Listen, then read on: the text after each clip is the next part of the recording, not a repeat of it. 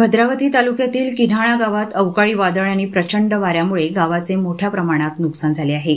वादळाच्या जोरामुळे घरांची टिनाची छतं कवेलू उडून गेली आहेत, ज्यामुळे शेतकऱ्यांच्या धान्य व घरगुती सामानांचं मोठं नुकसान झालं आहे। काही ठिकाणी विजेचे खांब कोसळून घरांना धोका निर्माण झाला आहे। या वादळाचा प्रभाव किन्हाळा, कोकेवाडा, सोनेगाव, तुकुम, आष्टा परिसरातील इतर गावांवरही झाला आहे।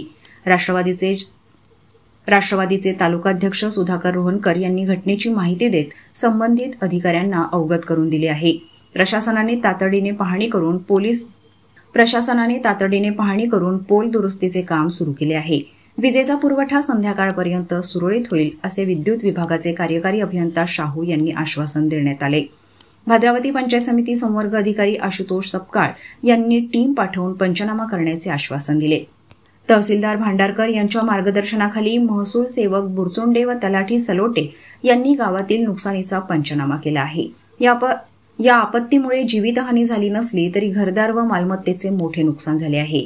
प्रशासनाकडून पीडितांना मदत करण्याच्या प्रयत्नांसाठी पाठपुरावा केला जात आहे। ग्रामपंचायत सदस्य बालू मंगाम, गावातील पोलीस पाटील मुंढरे, विजय चौधरी यांनी तालुकाध्यक्ष सुधाकर रोहनकर यांच्यासोबत गावातील प्रत्येक घराची पाहणी करून गावकऱ्यांची विचारपूस केली। हे गाव ताडोबालगत असून भद्रावती तालुक्यातील शेवटचे टोक समजले जाते, त्यामुळे विकासापासून बरेच वंचित असल्याने शासनाचे लक्ष अजूनपर्यंत या गावाकडे वळले नाही, अशी संवेदना गावकऱ्यांनी व्यक्त केली। सगळं मत आहे। किती नुकसान, कशा पद्धतीचं नुकसान झालेलं आहे? नुकसान म्हटलं तर अनाजाचं नुकसान झालेलं आहे।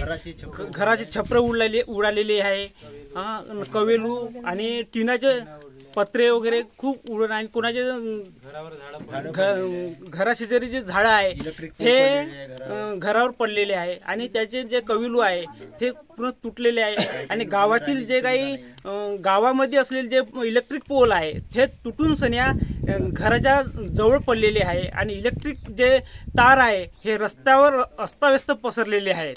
आणि शेतामधील जे काही पोल आहे गावाच्या शेजारी लागलेले ते जवळपास 25 पोल आहे ते पडलेले आहे। आणि तसे मी स्वतः पोलीस पाटील या नात्याने MSCB ऑफिसला प्रत्यक्ष भेट देऊन सन्या त्याला मी माहिती दिली आणि माहिती देऊन सन्या तिथले जे काही आपले लाईनमॅन लोक आहे ते येऊन सन्या त्याने आपले कामकाज सुरू केलेलं आहे आणि ते सायंकाळपर्यंत लाईन पूर्ववत होण्याच्या मार्गावर त्यांनी सांगितलेलं आहे, गावकऱ्यांना आश्वासन दिलेलं आहे आणि ते लाईन सायंकाळपर्यंत सुरू होईल असं गावकऱ्यांनी त्यांना सांगितलेलं आहे।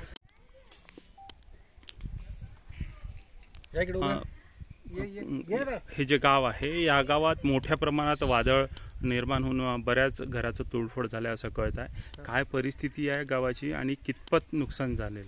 गावाचं जवळपास 75 ते 80% नुकसान झालेलं आहे आणि महादेवजी धाडसे यांचं जवळपास 100% नुकसान झालं असं म्हणायला काही हरकत नाही, कारण यांचं इथं राहण्याचं व्यवस्था होती, इथंच राहत होते ते, पण ते कामाबाबी बाहेर गेल्यामुळे त्यावेळी म्हणजे ते कामाला बाहेर असल्यामुळं त्यांची कुठली जीवितहानी झाली नाही, पण त्यांचं घराचं पूर्ण नुकसान झालं आहे, पूर्ण झाड पडलेलं आहे आणि जवळपास 1.5 लाखाचं त्यांचं नुकसान झालेलं आहे।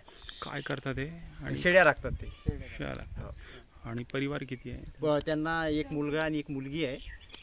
मुलगा विवाहितच आहे आणि मुलगीचा विवाह झाला होता, पण ते काही कारणास्तव त्यांचे सोडचिठ्ठी वगैरे। ग्रामपंचायततर्फे किंवा कोणत्या प्रशासकीय अधिकाऱ्यातर्फे काही मदत किंवा याची पाहणी झाली आहे? तहसीलचे आपले पटवारी साहेब येऊन आहे आणि ते सर्वे करत आहे। आता ते चालू आहे त्यांचा सर्वे गावामध्ये चालू। हो, बाकी कोणी आमदार किंवा खासदार कोणी आले नाही। मी सुधाकर भाऊ रोहनकर यांना फोन केला होता आणि त्यांनी माझ्या शब्दाला मान देऊन ते या गावात आले आणि इतरांना सुद्धा, अधिकाऱ्यांना सुद्धा त्यांनी माहिती दिली आणि बरंच त्यांनी आम्हाला सहकार्य केलं।